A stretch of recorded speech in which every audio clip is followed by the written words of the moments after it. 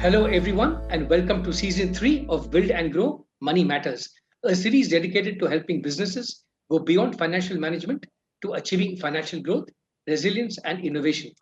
As businesses continue to revive and pilot to newer models in these tough times, Your Story is proud to partner with HSBC for another season of inspiring conversations, insights, and observations.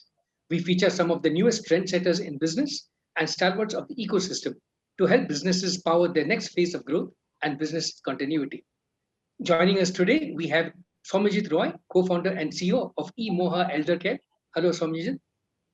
Hey. His passion for elder care and the product design construct of Emoha emerges from his personal experiences of taking care of his parents, in-laws, and years of working with elders across the country. Being actively involved in industry advocacy, he is currently the co-chair of the CII Task Force on Senior Care and the founding board member of the Association of Senior Living India.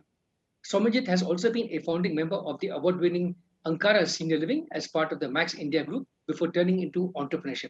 Welcome aboard, Somajit. Thank you, Madan, and thank you so much for having me here. Thanks, Somajit. Let's begin with your backstory. It's quite a story from just the last 2 years. We believe you have 400 carers, 500 doctors available online. You're serving 3,500 elders across 80 cities and towns in India. How did this come about? Tell us a bit more, Somajit. I genuinely feel that this is not a story of 2 years. It's a story which has transpired across, I would almost say, my childhood and childhood of five of my fellow founding team members.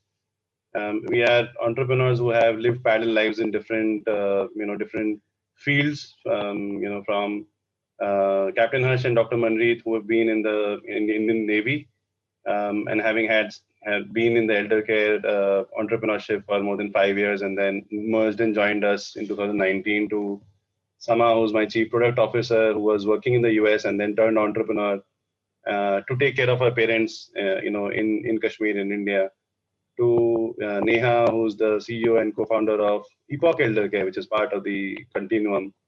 We are essentially entrepreneurs who've been in this space for many years, more than some 10, some 15 years. And it just happened to be destiny that in early 2019, when me and Rohit Bhayana, who's my co-founder and the managing principal of Loomis Partners, came together to think of what can be done to really create a differentiated, tech-backed, sustainable, engine for elder care in the country. We also happen to meet such world-class people with whom this can be designed.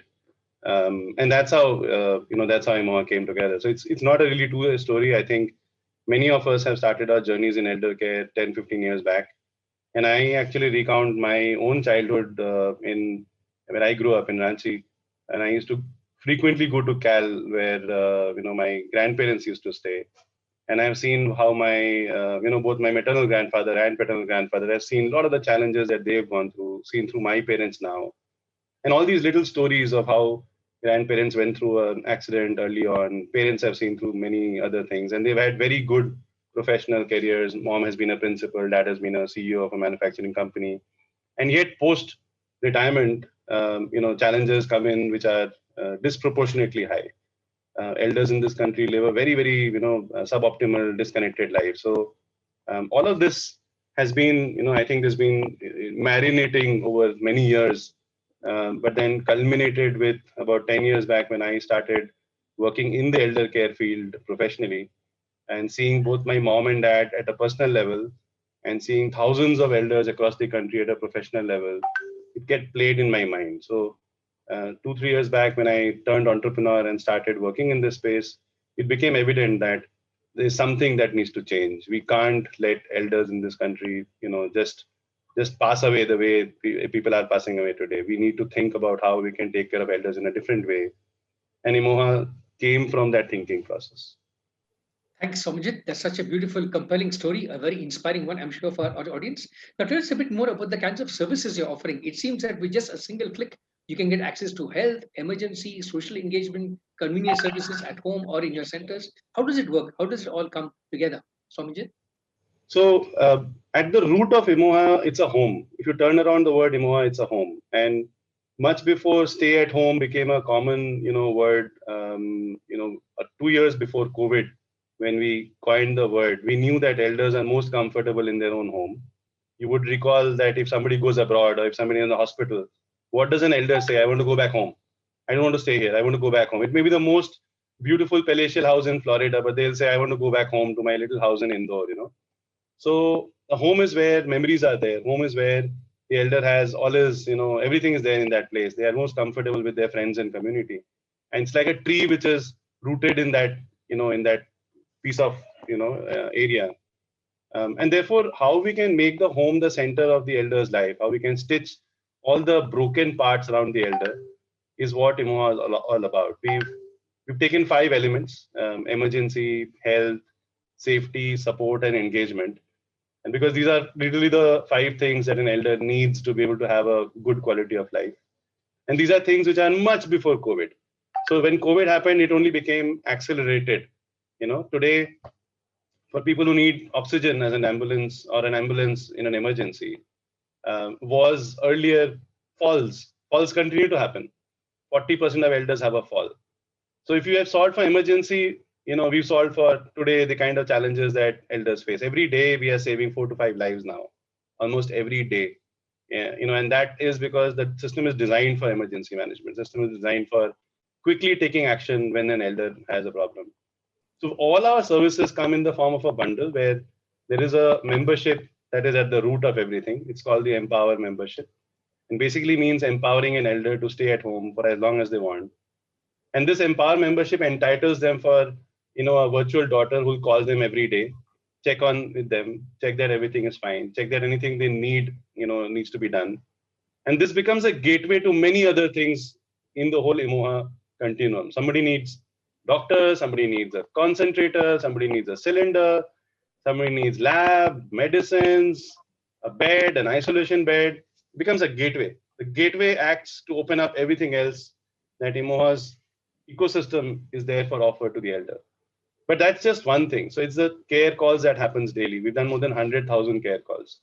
Besides that, there is a range of emotional well-being programs that happens 3 times a day, and we've done more than 900 such programs, which keeps the elder, kind of emotionally stable with friends, of a similar nature. So we enter in with a membership. The membership is 999 rupees a month. Entitles you for all the access to all the things, especially more with the kind of COVID care support systems we've provided. We've upgraded some of the support services on clinical, on COVID support, on pharmacy, on oxygen and everything, because what is required in today's time. But the membership has remained the same. The same membership protects, keeps, the 700 elders completely safe, secure across the city and across the country. So Saumyajit, I think people see the value proposition very clearly now. But what was it like in the earlier days? Were children comfortable in signing up for this kind of a subscription? Did you have to educate the market, convince the market in some way, Saumyajit? So Madan, we've gone through various phases. Our first phase is what I would call is the concept phase. And in the concept phase, we knew what we were doing because we came from, the elder care space ourselves.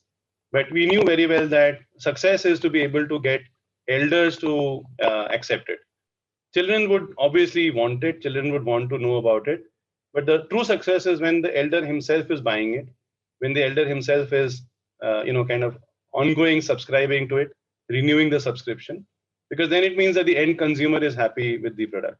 And that is what we eventually did, that instead of just targeting the youngsters in the first phase, we targeted elders. We focused on the elders. We focused on their comfort, their health, their safety, their needs. And now in the last, I would say about 7-8 months, there's a lot of focus on getting children to be aware of how they should think about taking care of their parents. Most children don't know. Most children, when I'm saying 40s, 50-year-olds, they have not experienced what it is to take care of people in their 70s and 80s, right? We are trained better to look at child care, but we are not trained to look at elder care. And therefore, making children more aware of what are the kind of signs that you need to watch out on? What are the kind of symptoms that you need to watch out on? How can you know that your parents may need emotional support or physical support is something that we help the youngsters get to know more. So we've seen now a lot of youngsters paying for the membership directly, but our early sales was more parents, and it's shifting more towards children now. Thanks, Somjit. That's a very good insight right there for the audience. A lot of people talk about childcare, but not many people know enough as they should about elder care. Now, Somjit, a bit earlier you talked about the COVID pandemic and some of the initiatives that you're doing. Tell us a bit more about how grave the situation is. How did you switch to offer new kinds of services, and what challenges do you face day to day in this situation, Somjit? I think the situation is grave. We've been receiving, and all of us have been hearing enough and more. But I think the key passage that I would like to say is that, there is nothing to, while the situation is grave, I think it is something you can take control on. You look at the numbers, not more than 16, 17,000 people have actually died in Delhi. This is a Delhi population is 30 million people. What does it mean? 99.7% people are alive. 1.1 million people are affected, but 1.09 million people have also recovered. So it's not like everybody is dying in the street. Okay.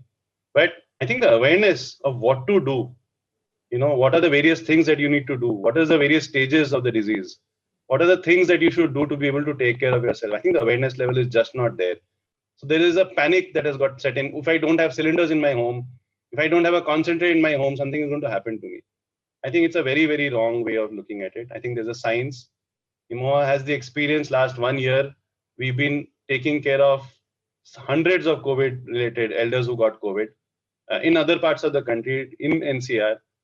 And therefore, the coordination between the clinical aspects, the emotional aspects, and the coordination aspects of getting your medicines and pharma and everything in place, this loop is what takes care of COVID for any elder. Most probably everybody, a lot of people will have to go through the disease in some format. Nobody can say that I can save myself completely protected.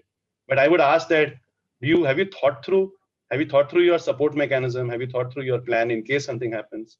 Have you done the requisite tests that can, it's not just RT-PCR. Any clinical person will say that it's not just RT-PCR which, safely tells you that you are fine, because there are enough and more false negatives and positives, right? So a battery of tests, especially because elders have comorbidities, is very important to know that you are fine. So the moment you come into the Emoha system, you are able to be taken care of because we know you. We know clinically who you are. We know what are the past diseases, the complications and everything. And we also emotionally know who you are. We know आपके घर में कोई help नहीं है. We know that there is no support system at home. So in our case, the virtual daughter, the real daughter, and the doctor, I call it the 3D model. So this 3D model actually ensures that the 15-day period of COVID is nicely navigated, and it's a navigation, by the way. If you miss the first part of this 15 days, you could lead to a situation where the numbers can suddenly start tanking. We already hear about SpO2. There are so many other parameters, right? Especially in elders' life, so many parameters. You could be taking medicine, your sugar could be crashing.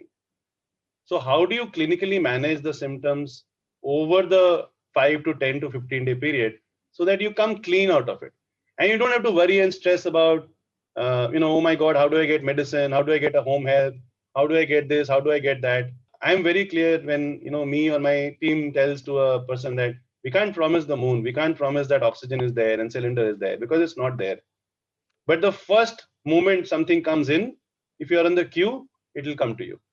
That's the way we see it. And therefore, being on the membership helps my members to be much, much better off compared to others who don't have any access. And suddenly, if something happens to you in a COVID situation, which is what is happening to a lot of people, and suddenly you see your oxygen levels dipping, it's very difficult to protect that person at that point of time. You can save yourself if you take actions much in advance. That's my little point that I would like to say. Obviously, every day is harrowing. From morning, literally from morning 6 till late night, 1 o'clock, 2 o'clock, everybody in the team is working 24/7. There's a lot of all kinds of crisis, but the team is on the ground. 50% of my leadership team is down with COVID, but with COVID, they are working on the ground. So many of my team members are down with COVID, but they are still on the bike doing their job because that's why the company got created, to take care of elders. And that's what we are doing. We will be there on the ground. We will not shy away. In the last 10 days, the COVID isolation hub that is getting created here is again a testimony to the fact that this is something that was exceptional. It was not something planned, but we felt the need, we got the right partners, and we are going to make it happen. That is how we see it. Thanks, Saumyajit. So inspiring to hear your message and also the sobering advice of don't panic, focus on the basics, focus on staying preparation and on planning. Tell us a bit more about some of Absolutely. the systems you have to connect senior citizens to each other. We believe you have something called the Army's buddy system or something of that sort. Can you clarify a bit more with that, Saumyajit? So this is not credit to us alone. The army and the defense forces for the longest of while have had a very simple system of having a senior, officer left behind when the regiment goes to the war, and this officer essentially takes care of everybody's families, from small things like somebody's admission to somebody's parent has passed away to some, small little things. And that is this family support system which inspires us to build it in a civilian context. You will all know that in a defense context, people have very good support services, which is not there in the civil context. So in our civilian context, what we've done is, and this is something coming from Captain Harsh and Dr. Manreet, who have really been the pioneers of this, concept in the past. And when they joined in as part of the founding team, Captain Harsh is head of operations for me, and Dr. Manreet heads all clinical operations. Both of them, have been able to really master the ability to have defense force people and paramedics be able to do a variety of activities for elders, ranging from, I need to go to the Gurdwara, I need to go to the hospital to, my RT-PCR test or my HRCT test is already there. Somebody can go and bring the report back because the elder on his own cannot do these things. You need a support system for that. Today a husband and wife where let's say the wife is in the ICU and the husband is at home or vice versa. There is so much logistical challenges. And if the son and daughter are abroad, how will you manage all these things? Who will pick up the car, take it to another place? And that's where the care buddies who are part of Emoha come into place. They are able to, kind of help the elder at the time of need. And these guys, right in the spirit of defense forces, they are trustable, they're dependable, they are available, they're disciplined, and they will do it. And that's how the language always translates into action, and elders love it because they know that ek baar Emoha ko bol diya, it will get done. That's a great system to adopt, Saumyajit. We also heard about something else called a virtual daughter that you have. Is it like a virtual child? Is it how exactly does it work? What are the thought behind this virtual daughter system? It's very personal. So my sister, who stays in Kuala Lumpur for the last 25 years, she's married and she stays there, is more better connected with my parents who stay 2 kilometers away from where I stay than myself. So this has been there for many years, and she knows more about what is happening in my parents' house than I do. And I have seen this pattern in many homes. The daughter really knows what is happening. And over the years, as we researched, we've seen that globally, 80% of primary caregivers are women. Globally, India, I think the percentage are even higher, which means that the wife, the spouse, the daughter-in-law is actually taking care of not just their parents but their in-laws and so on. And I'm not saying taking care in the sense doing household chores. It's being responsible, being accountable for all the things that are going to happen. And in many ways, Emoha symbolizes that same mission because like a good daughter, we are always available. We are bringing energy into the house, cheerful, professional, and at the same time, if you tell your daughter that ye hona hai, she will ensure it gets done. So Emoha's brand got created around the concept of the virtual daughter. The virtual daughter is somebody who's always there, always loving, always caring, and yet educated, professional, very dependable, and will really be fierce to ensure that the work gets done. Imagine a daughter who knows that the concentrator is required and it is coming from A to B. She will not leave a stone unturned till the time it reaches the place. And she will ensure that it is installed properly, it is checked properly. That devil is in the detail, that diligence is something. I have nothing against son. I'm a son myself. I love my parents. But by and large, it has been seen that daughters play a very large role in taking care of parents globally. And we see ourselves more as a virtual daughter, taking care of the elders as a brand. So it is a virtual child, nothing against sons. We have lovely sons at Emoha who takes care of their parents. But as a brand, we connect more with the virtual daughter. And we have such absolutely fantastic, virtual daughters in more than 20 cities across the country, speaking in 15 languages. All of them have elders that they call every day. They save lives. They take care of such elders. And in case somebody needs anything, in today's times, most elders need something or the other. They become the point of touch for the elder and the real daughter. So it's the real daughter who may be staying in Boston or in Bangalore, the virtual daughter who's obviously part of the Emoha network, and the doctor who's the clinical, coordination desk. It is these three Ds which transforms the game, which ensures that the elders in the center and the elders' interests are always kept first. Thanks, Saumyajit. There were some very deep insights you had. Can you share with us some other insights on people's willingness to pay and deal with digital, for example? One other consequences of the pandemic is this acceleration of digital, but apparently not many elders are as well versed with digital as, say, we are. So, what are some measures you've taken to make sure that elders are comfortable with interactions online, payment online, and things of that sort? Saumyajit? And then we've had a very different story. We've had a story right from the beginning that we've always felt this, that elders will be very technologically challenged and so on. It's not true.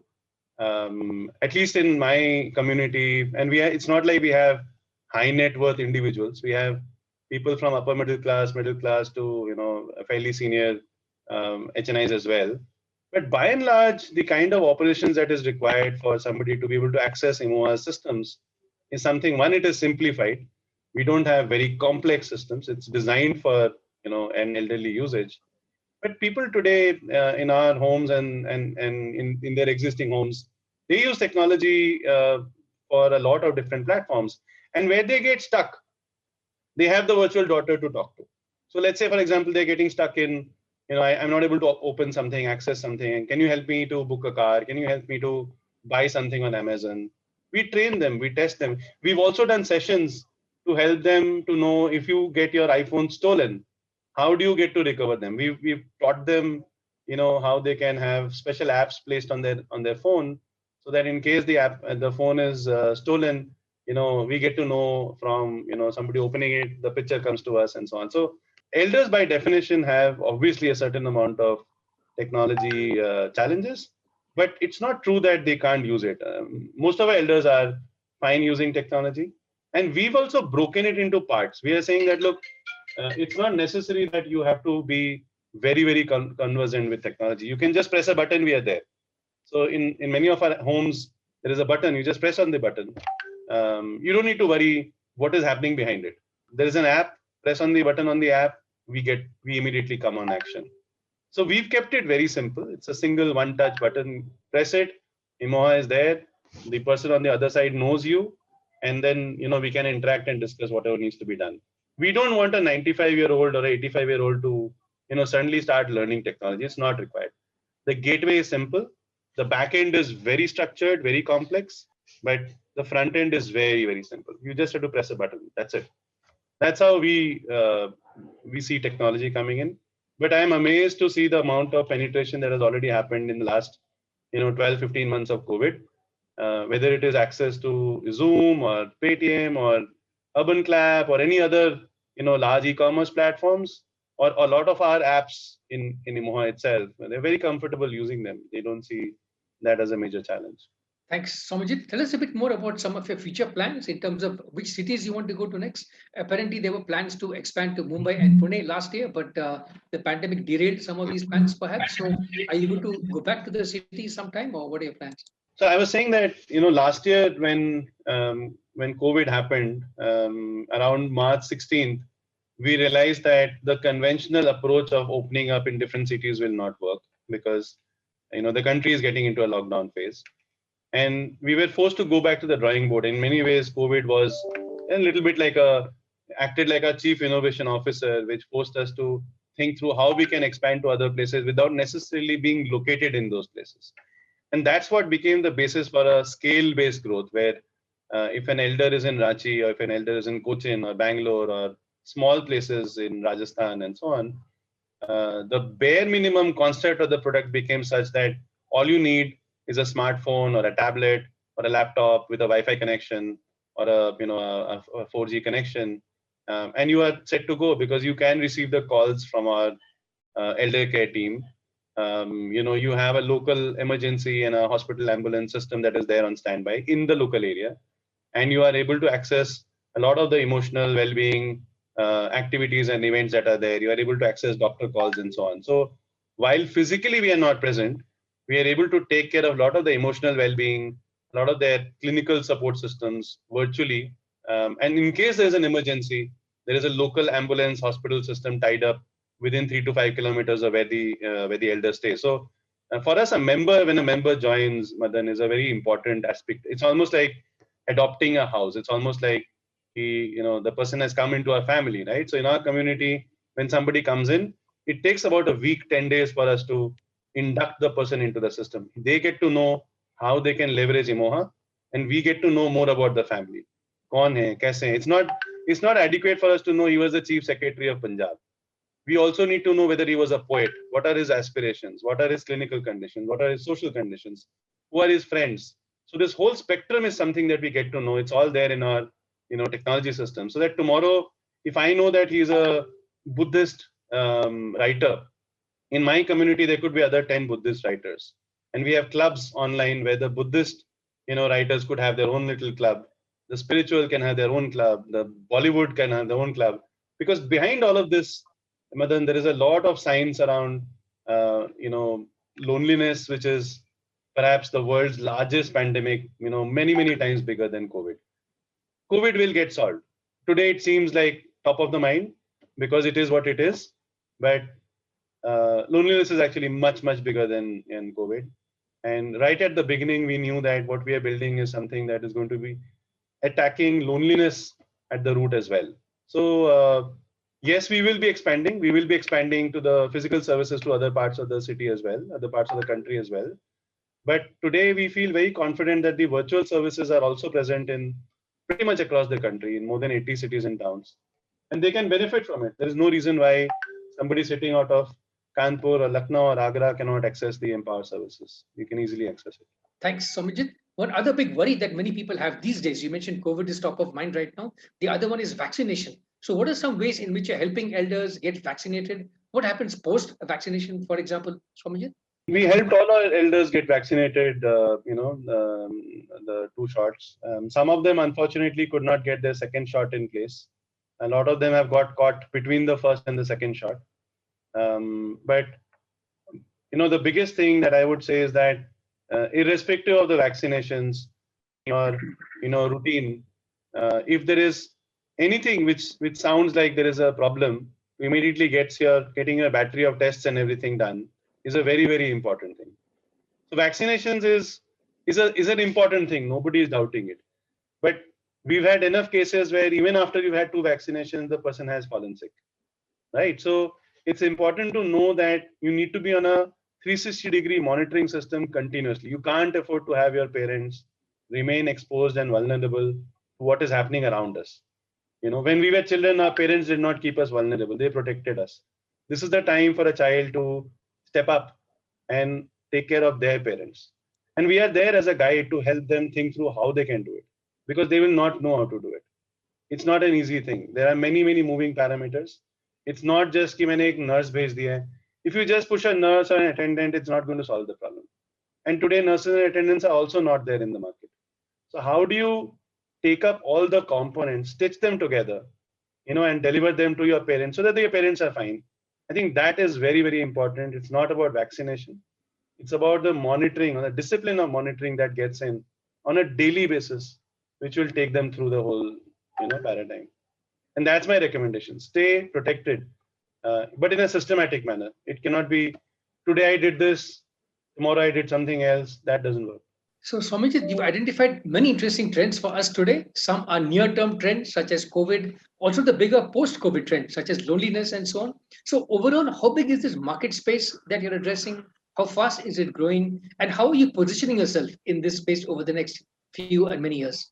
So this is a very large market space. I call it the silver economy. Silver economy is 110 million elders in the country today.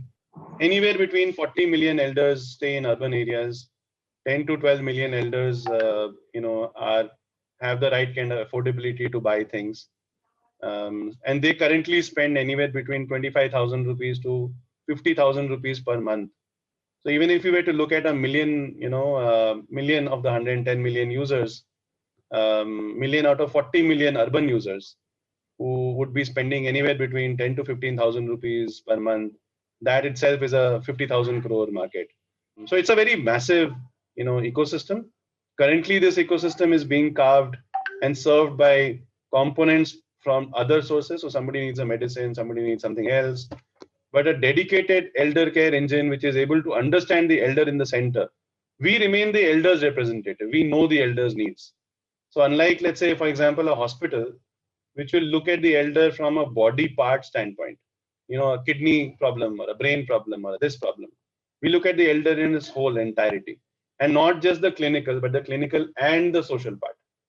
So this complete engine of clinical support systems and non-clinical support systems is anywhere between a 40 to 50,000 crore, business opportunity. Back in 2008-9, when me along with a couple of friends had started the Association of Senior Living India, there were 7 or 8 players in the country.